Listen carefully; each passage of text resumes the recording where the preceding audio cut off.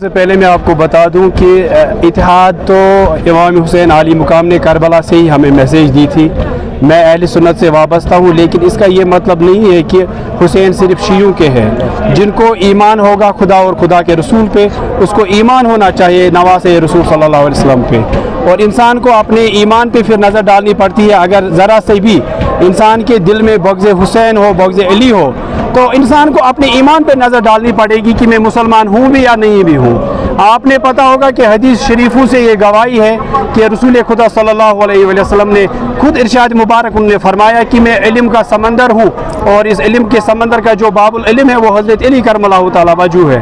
اور جیسا آپ سب جانتے ہیں کہ ہم کتنے صحابہ کا نام لیتے ہیں، تو ہر صحابہ کے پیچھے ہم رضی اللہ تعالیٰ عنہ پھر آگے استعمال کرتے ہیں، لیکن حضرت علی کرم اللہ تعالیٰ وجہ واحد ایک اہل بیت، ان کو جیسے ہم آغاز میں آپ کو ڈاکٹر اسرار رحمۃ اللہ علیہ کو میں کوٹ کرنا چاہوں گا کہ صحابہ تو بہت سارے تھے، لیکن علی کو صحابہ میں نہیں گنتے ہیں، علی کو ہم اہل بیت میں گنتے ہیں، اور اہل بیت اور صحابہ میں کتنی فرق ہے وہ ایک عالم ہی بیان کر سکتا ہے۔ جہاں تک آپ نے ابھی اتحاد کی بات کی، اتحاد پہ آغاز میں ہی پرسوں آپ نے سنا ہوگا کہ ڈاکٹر سعید ہادی الموسوی الصفی، جس کے سنی برادری کے بہت سارے جو ینگ یوتھ سے وہ اس کے فالوور ہے، فین فالوئنگ ان کی زیادہ سنیوں میں ہے، انہوں نے خود ایک میسیج دیا۔ انہوں نے کہا جو بھی اتحاد کو توڑنا چاہے، جو بھی اہل سنت کے مقدسات کی بے حرمتی کرے، جو بھی اہل سنت کے وغیرہ جو اہل شیعہ کے مقدسات ان کی بے حرمتی، نہ وہ مسلمان ہیں اور نہ ہی وہ امتی محمدی صلی اللہ علیہ وسلم ہے۔ اور سب سے پہلے ہمیں دیکھنا ہوگا حسین نے اگر قربانی دی ہے، حسین نے اگر پورے اہل و عیال کی قربانی دی، کس لیے دی ہے؟ انہوں نے قربانی اس لیے نہیں دی کہ ہم مسلمان بھی رہے، شراب بھی پیے، ہم مسلمان بھی رہے، جھوٹ اور فریبی کا ساتھ بھی دیے۔ انہوں نے یزید کی اس بدبختی کو نکارا، جس یزید بدبختی کی حکومت جو تھی وہ ان چیزوں کو فروغ دے رہی تھی، اور شرائع محمد کہیں نہ کہیں نیچے آ رہا تھا۔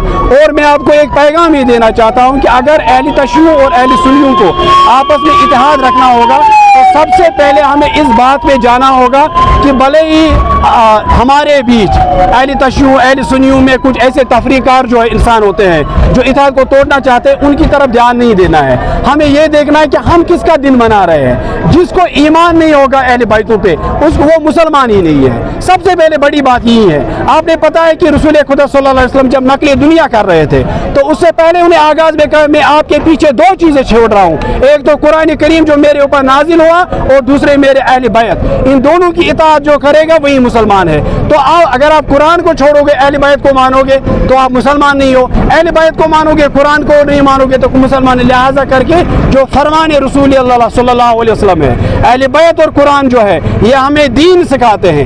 اسلام کے جو علم بردار ہے وہ امام حسین علی مقام نے کربلا میں ہمیں دکھایا کہ اصلی جہاد کسے بولتے ہیں۔ جہاد یہ نہیں ہے کہ یہاں ہم آج ماگا میں آئے یا حسین بول رہے ہیں، اس کے بعد ہم جھوٹ اور فریبی کا ساتھ دیں گے، اس کو ہم اجازت دیں، اس کو ہم مسلمان نہیں مانتے۔ مسلمان کا مطلب ہے کہ ہمیں حسینیت اپنانی ہوگی، ہمیں اتحاد کو قائم رکھنا ہوگا، ہمیں اہل سنت اہل تشیع کو ایک ساتھ آنا ہوگا۔ یہودی کی جو پالیسی رہی ہے آپ کو میں وضاحت کر کے بتاتا، لیکن بہت وقت کی کمی ہے کہ یہودیوں کی پالیسی اصل میں رہی ہے کشمیر میں۔ اگر آپ دیکھو گے برسوں سے شیعہ اور سنی اتنا بڑا کانفلکٹ تھا، کسی کو پتہ نہیں تھا کہ شیعہ لوگ ہے کیا، سنی لوگ ہے کیا، لیکن یہ صرف یہودیوں کی چال تھی۔ اس یہودیوں کو چال جو ہے وہ رفتہ رفتہ اب ینگسٹر جو ہے ناکام بنا رہے ہیں، اور شیعہ نہ شیعہ ہے، سنی نہ سنی ہے، ہم صرف سارے مسلمان ہیں۔ ہمیں ان چیزوں کو اپنانا ہوگا، ان احکامات پہ ہمیں صادر ہو رہنا ہوگا۔ جب تک ہم اہل بیت کی تعلیم حاصل نہیں کریں گے، کسی کی باتیں سن کر ان باتوں پہ عمل کریں گے، اس سے کوئی فائدہ نہیں ہوگا۔ لٹریچر لانا ہوگا، سنیوں کو بھی شیعوں کو بھی ہمیں سمجھنا ہوگا کہ اہل رسول اصل میں تھے کیا، انہوں نے کیا کیا ہے، کس لیے انہوں نے قربانی دی ہے۔ جب تک ہم اس چیز کو نہیں سمجھیں گے تب تک ایسے افراد ہمارے صفوں میں ہمیشہ رہیں گے جو شیعہ اور سنی کو آپس میں لڑواتے رہیں گے۔ لہذا کر کے آج کا دن یہ پیغام کا دن ہے۔ ماگام جو ہمارا دل ہے یہاں ایریا کا، ٹنگ مرگ کا، پٹن سائڈ سے، بیروا سائڈ سے، ماگام مرکز رہا ہے ان چیزوں کا، اور ماگام نے کبھی بھی کسی بھی چیز کو تفرقاری میں یہاں پر فروغ نہیں دیا ہے، اور ہم نے ہمیشہ یہاں پر بھائی چارہ قائم کیا ہے۔ انشاءاللہ تعالی ماگام سے ہی میسیج آئے گی کہ ایران سے خبر آئی شیعہ سنی بھائی بھائی۔ انشاءاللہ قرآن بھی وہی بول رہا ہے، رسول خدا صلی اللہ علیہ وسلم کا پیغام بھی وہی ہے، اور اہل بیتوں کا پیغام بھی وہی ہے۔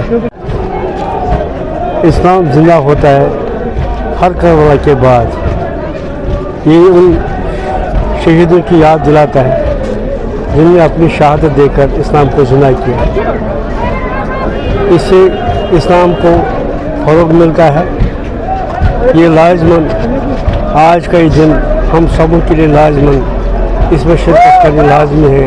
और करबला में जो शहीद हुए हैं उनकी शहादत को बरकार आज फिर दोबारा याद करने की आज दिन होता है।